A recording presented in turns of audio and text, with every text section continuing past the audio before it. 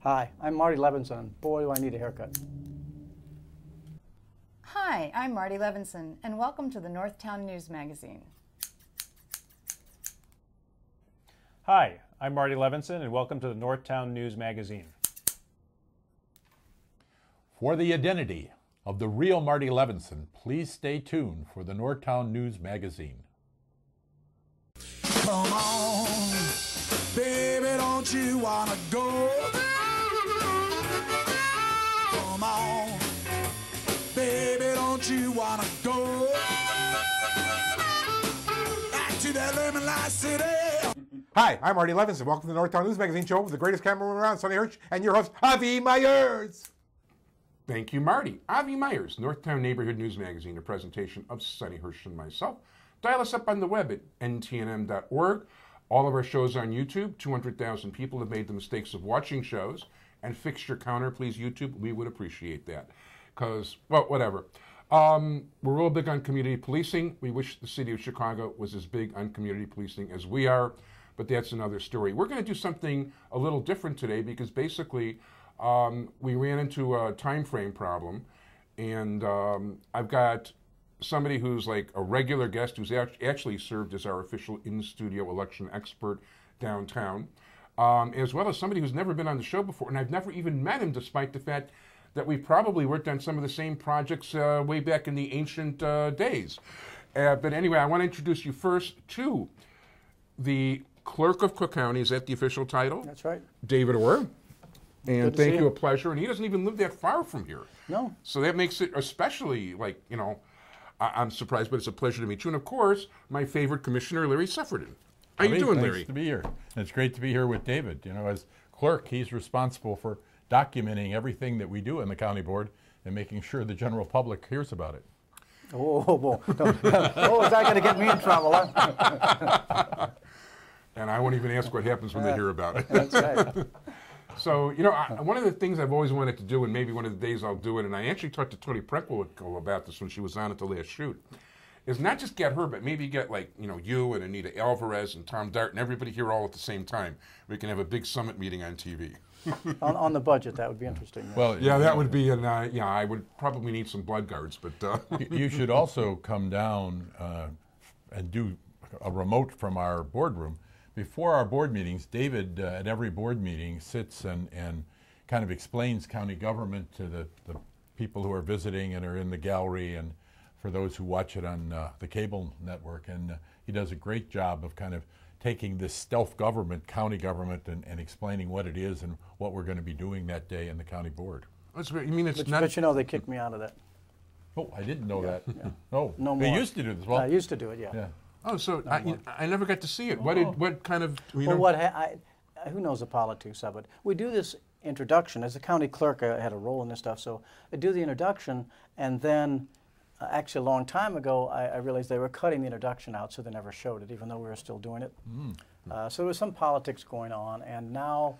In Cook County? In Cook County. Wow. And I think there's talk about, there's been talk even before the new president came in, the president's office is going to take that over and they're going to do something, but I know of nothing that's happened yet. But I'm not even taping them anymore, and even when I was taping them, they weren't showing them. Oh, that's a shame, because these were really, I would come in early to listen to David talking to the people who were there, because one of his roles, I mean, the county clerk is an interesting office, has a lot of functions, but one of them is to be the keeper of all the records of the county board, and so when we get agendas for our board meetings, and that it all goes through David's office. But you probably have like 6 main functions, right? That makes it interesting. You know, some offices, as we know, the treasurer has one function to mail out the tax bills. The assessor has one function.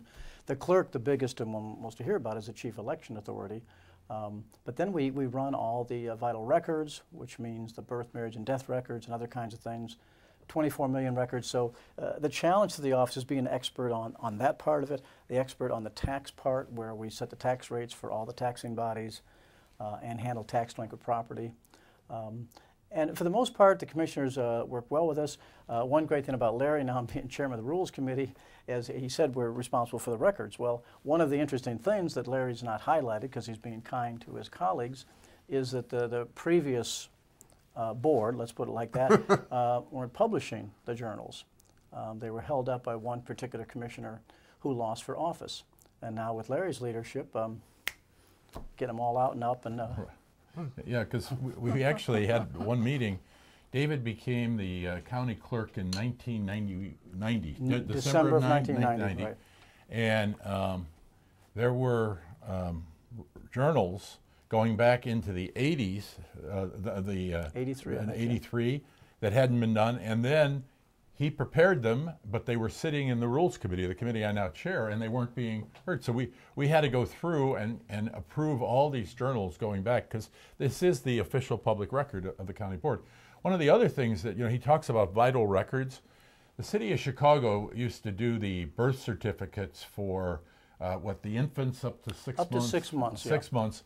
And there used to be all in the middle of the winter in these huge lines down in the basement of the Daly Center with parents who had brought out these little infants to try to get them their birth certificates so that they could use them for Social Security, or for some kids were doing travel and visit grandparents and others who might be in other parts of the world.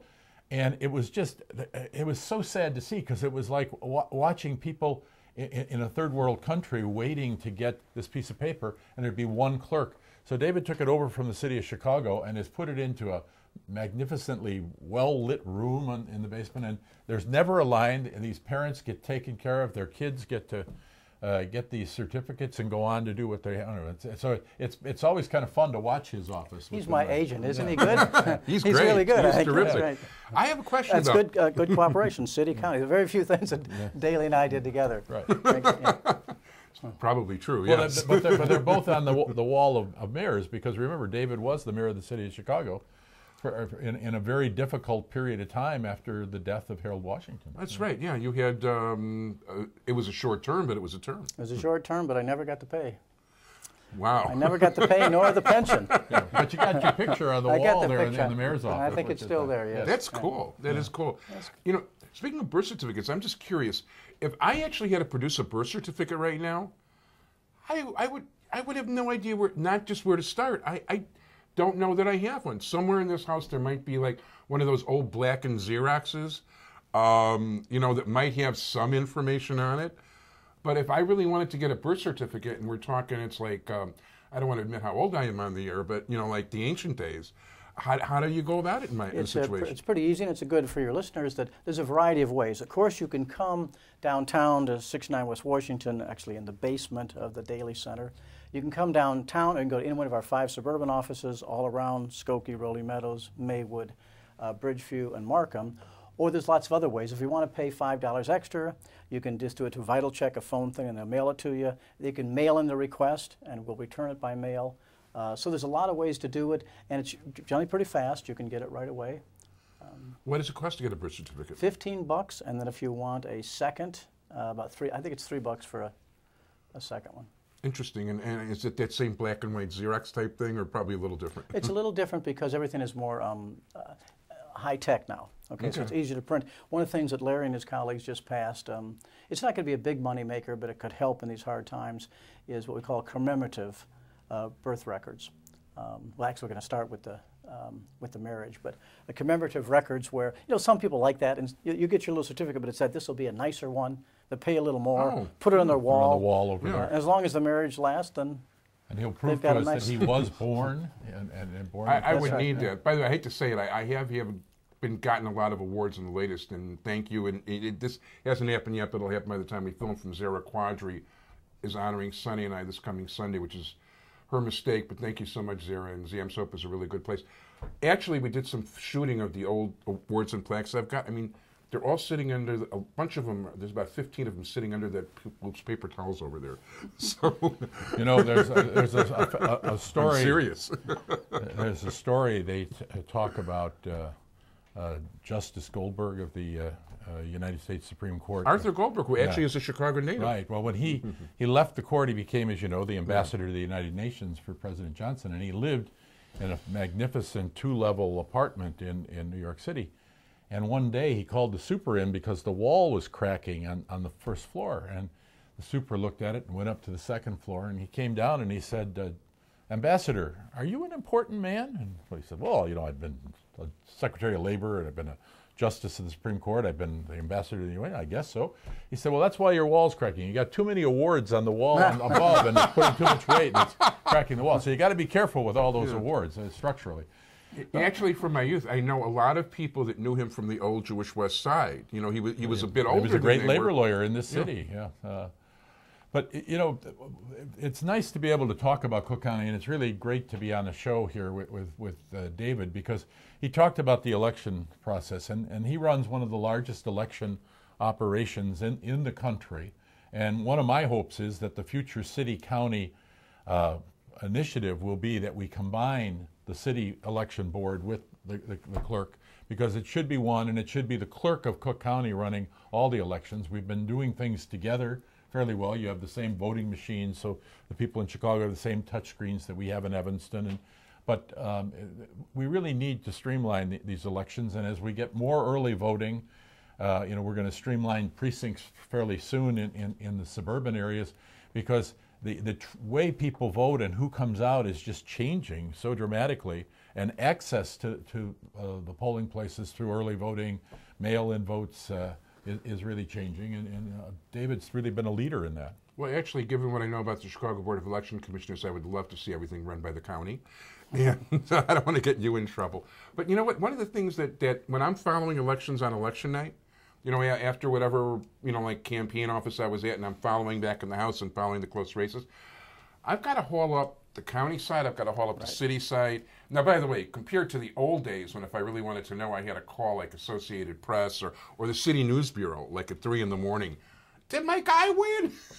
Well, that's one of the advantages that, you know, most people don't quite realize sometimes that there's actually two. So if one of Larry's constituents moves 1 block from Evanston to Rogers Park, they have to register all over again, whereas in 95% of the counties in the state, they wouldn't have to, because they're all in one county. But even the thing that you mentioned, I know too many people that are assigned particular races, and they get so excited and they report back to the boss that their guy won, but they forgot they were only looking maybe at the county where they won in the suburban part, but they got destroyed in the city, and they didn't realize they had to do that. So there's a lot of things, but the fundamental thing is it'll make it clear for the electorate, which is important, but also could be a fairly significant money saver. And given these hard times, we really need to do it. Yeah, I would think the unifying approach. I mean, there's so much that you know, like different departments. I know that matter of fact, you shocked me earlier telling me that you know, one of my best friends in politics, Terry O'Brien, was probably not running, or saying he wasn't going to run for re-election. But I know one of the things he did is he and they talked about it on a county level too, is rather than have a separate purchasing agent, you know, for like 7 different departments, you know, why not just, you know, consolidate everything into one basic house? And the same thing, it's like there's so many duplicate services that among these things. And plus, it's not like, you know, you're busy. Is the election department really busy 12 months out of the year, or is it like just crazy busy at certain points and a lot? Well, it's certainly much busier as you get, you know, you get much busier like in November as you get ready for March 20th. It's busy, but it's not as busy. And so one of the advantages in my situation, because I have these other offices, you know, our corporate budget has been, you know, savaged over the years because of the understandable budget deficit. So what I can do sometimes this summer, we do a lot of cross-training. So there might be people from elections that when they need them desperately in taxes or vitals, they can go down there and help out. So, in fact, something that I've been pushing, and Larry and I have talked about it, and we've talked about it with the president as well, is to really push cross-training. You take the tax departments, you know, recorder, treasurer, assessor. Not everyone could do each other's work. But even if you started with each office taking 20 people and training them better, for one, it justifies a decent salary, but it means, okay, well, when the treasurer's office gets real busy mailing the bills, maybe they help, vice versa. And that could be a way, I think, of both increasing the talent of your employees, which is important to them, as well as then you don't have to fill as many vacancies. I do think in government we could do a lot with that.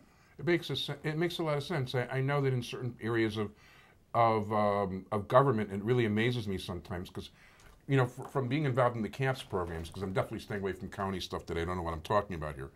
But in terms of like who's got to perform an individual service, if they want to change the message at the 24th District Neighborhood Relations Office, they can't do it. They've got to haul somebody in, Now, I didn't hear exactly, but I think it's something like a minimum of $75 or $80 to get somebody to come in to change the message. By the same token, Boone School here, like if they're having a meeting last minute and they want to put on the board over there, you know, like special meeting, you know, community, blah, blah, blah, they can't do that themselves. They're not allowed to do it. They've got to get somebody from outside to come in. And basically what I've been told is like they're really careful about what they do because they get charged an ungodly amount of money, you know, for a simple task. And if you've got one side that's like not so busy at one time, why not? And I think people are more productive too when they're busy. Well, we've been trying to idea. work with the new president on trying to figure out how to streamline government. This is stuff that David's been working on a long time. Former Commissioner Quigley, now Congressman Quigley, worked on it, and we are trying to make sure that we give people a really good job, that they're productive in that job, that they leave it with dignity each day, knowing that they've accomplished things, and doing the kind of things he's talking about are important. One of the other areas that he cross-trains some people on is he has a role in TIFs, and not just TIFs in the city of Chicago, but TIFs throughout Cook County, all the suburban TIFs, and he really has been the watchdog for the citizens. There's more data on TIFs available through David's office than I think through any of the other, through the transparency that he's created on these TIFs. And maybe you could talk a little bit about your role in monitoring and making sure that these TIFs are doing what they're supposed to be doing. And Well, see, it's a tough one, but if people don't know, TIFs is a creation by the state. It's basically an economic development tool where, let's say you have a street right across the street from where we are now, Pratt, okay? If they agree to have a TIF, it's a geographical area, what happens then is that they will basically freeze the taxes from that TIF for usually about 23 years. And any increase, because of evaluation of the property, would go into the TIF and not into the other taxing bodies. Your average taxpayer, if you're the city of Chicago, you pay to Chicago, you pay to the Chicago Park District, Chicago Schools, et cetera, et cetera. So you pay into these several different taxing bodies. So the point is, this is something started many years ago. People do it around the country, but particularly in Chicago, that has grown to about $4 billion. Okay, and there's over $1 billion sitting in it right now because the city, from a couple of TIFs many years ago, for example, people listening to Rogers Park, north of Howard, a declining area for a number of years. So the idea with TIFs is you take an area that's blighted and you bring some of this money in to help maybe buy some property, tear down some things, build new property, whatever.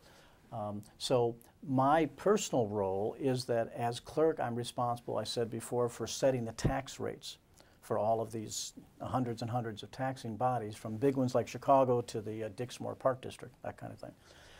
So we have a responsibility, therefore, to gather information about TIFs.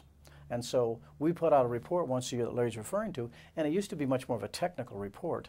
And as these number of TIFs have grown and become fairly controversial, so that many people wonder why we're spending literally millions and millions of dollars without necessarily accounting for it.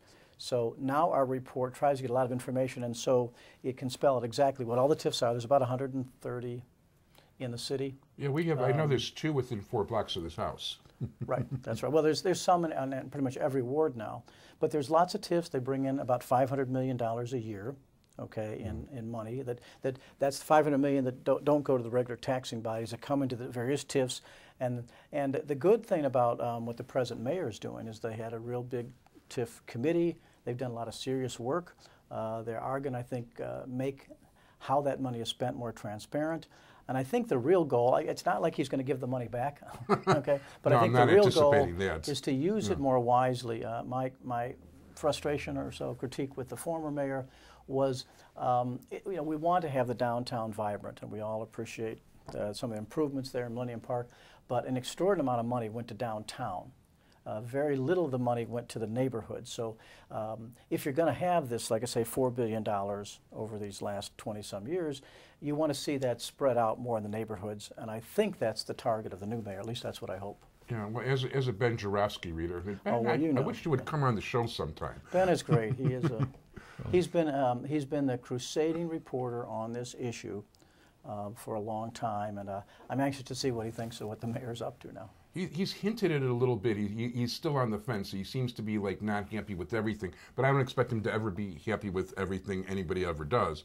But the $500 million figure, you know, he's hit on, and yeah, that was my education. Not to mention when he talks about the LaSalle Street TIF and the amount of money that that's bringing in, and he's also big on the Chicago Mercantile Exchange and where Sonny used to be, as a matter of fact. Right. But he wasn't the recipient of their TIF money. Well, you know, that would be good. Openness would actually be, visibility would be nice. Even, you were right. There's no way that money's going anywhere.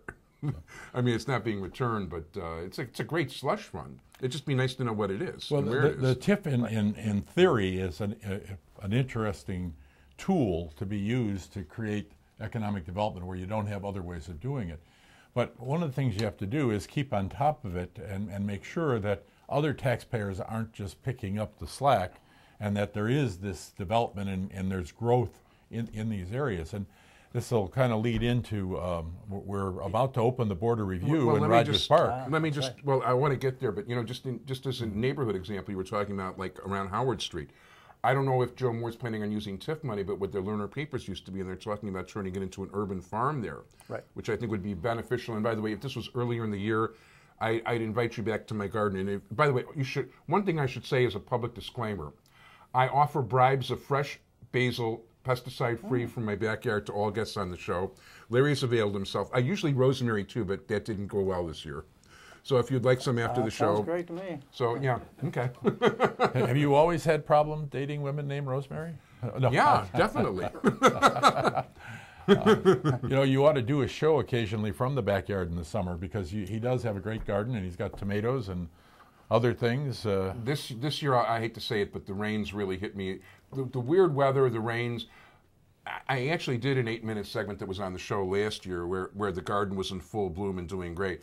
I planted 28 tomato plants this year. I might have 6 or 7 going now. We're a little bit past mid-September, and I've been buying tomatoes from the store for the last 2 or 3 weeks. So it has not been the best year. But at least the stores usually have. But even the stores this year, the tomatoes, the weather's been out of whack. Too much rain means the roots don't get deep enough, and it's a problem. Well, there you have it. We're going to get him a job at the Botanic Garden to help us do our urban gardens all over the place. I've actually had people from the gardens on the show, and I should make another effort because it's very interesting. By the way, one of the things I've done is I've actually had people come. I've done shows in the backyard because I've had them show me what I'm doing wrong. So therefore, since I'm not really making any money off the show, I get a free benefit out of having them. And people from the neighborhood who have similar gardens can learn also. Well, I'd like to get back to property taxes. I'm sorry. The Cook County Board of Review, which is another county agency that you go to after the assessor has reviewed your assessments, is going to be opening for Rogers Park next week, and they'll be open for a 30-day period. And I want to encourage everybody to look at your assessment. If you're satisfied with it, that's fine. I'm glad that you're satisfied. But if you believe there's a problem, I'd like to encourage you to come to my office in Evanston, and we'll sit down and try and help you. We're going to do on October 5th at Warren Park with Alderman Silverstein a session with Commissioner Carbonargi, who's the new Board of Review Commissioner for this area. And hopefully you'll get some publicity on that in the next 10 days or so, and you can come by and we'll be glad to try and help you. But you know, it's very important, just as David has to keep an eye on these TIFs to make sure that they're not running away from us, it's very important that you keep an eye on your house. It's the most valuable asset you have, and you should pay only the fair amount of taxes. You shouldn't pay more than you should, and the only way that'll happen is for you to be aggressive in appealing every year. And I know it gets to be a pain every year, but this is the way we've got to do it, especially as values change so rapidly and we see so many for sale signs and no buyers out there. Just for the record, I was actually in your office about 5 or 6 years ago learning how to go about that sort of thing. And your staff was very helpful. Yeah. You did help me, but I mean, the truth of the matter is, you know what, to do it on my own, I haven't quite figured out what I'm going to do. Even though I know all these politicians, I think I'm still going to hire a lawyer because it does pay. It's always good to have a lawyer. I mean, I'm in favor of a lawyer. But let me also mention one other thing. The other big issue that's going on all around us is foreclosures. And we have created with the state and the circuit court with Judge Evans a foreclosure mediation program. And on the 12th of October, the state, through Billy Acasio, who's now at the Illinois Housing Development Authority, we're going to have a program at Fleetwood, Jourdain, and Evanston for anyone who is concerned that they're getting close to foreclosure or in the process of foreclosure, to come up with strategies to try and help you keep your home, try to renegotiate your mortgage, try to give you an opportunity to go to court and present a defense. Over 50% of all the foreclosures filed in Cook County, and there are 92,000 currently pending in Cook County. Including some within a block of this house. Well, the people default. They don't go in. They've given up. We're trying to encourage you not to give up, to go in. We're waiting for an onslaught of a large number of foreclosures that are going to come from some of the major banks who've been holding back on filing foreclosures while they straighten out their paperwork. We've all read about how they didn't have the right documentation when they were filing. And so we're expecting a huge number to come in.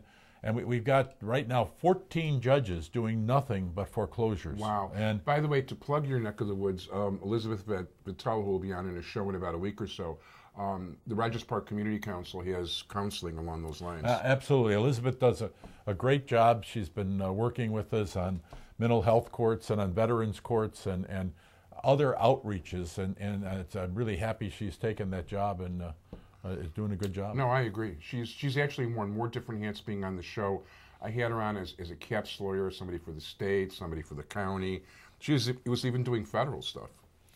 Well, one of the things David and I are going to have to work on starting very soon, the president will be presenting a budget to us in about a month, and we're going to have to try to work to stay within the revenue realities of our life and make sure that we provide the functions. And because we have a presidential year coming up, and I think also because we have an Illinois president, we're going to have a much larger turnout and a lot of issues that will come up. And every 4 years, David has a big election. Every 2 years, he has a reasonably big election. The governor is up and other things. But you know, it's going to be, I think, an exceptional year. The Tea Party is generating some support. The new legislative map has both every member of the Senate, every member of the House running. We've got a number of contested races that are going to be countywide. And I know you've been having judge candidates on.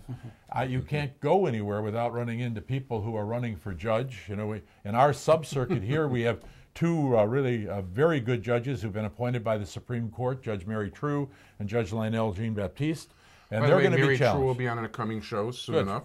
And we have, they unfortunately are going to run against some very good candidates, including other sitting judges, because as we've talked about in the past, the Supreme Court had recalled judges who lost. They can't do that anymore. The state budget is tightened up. So you're going to have Michael Bender, you're going to have Yehuda Leibovitz, Larry Axelrod is an associate judge. These are all people who are going to be running.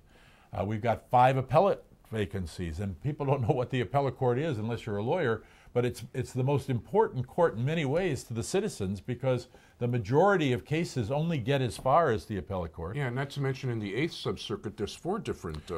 that's right. There are 4 judges in the 8th Sub-Circuit. 1 minute warning, I should tell you guys. So, and then we have an important Supreme Court race that is going to, I think, with Mary Jane Tice running and who has been appointed to replace Tom Fitzgerald when he resigned because of We himself. have been in contact. She'll be a future guest. Good. But, you know, this is going to be a time for us to do a lot of outreach to let people know things. And one of the things David's website does, all these candidates can go on the website and do a little promo piece talking about their qualifications. And maybe that's our last Which is half cool. minute. I've seen it, and I do appreciate that.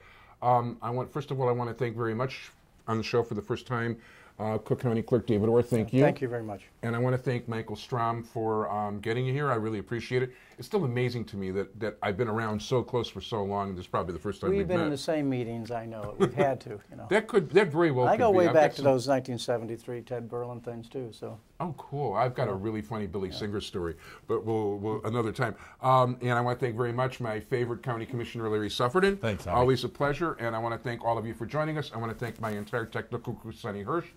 Thank you, everybody. Be well. Bye-bye.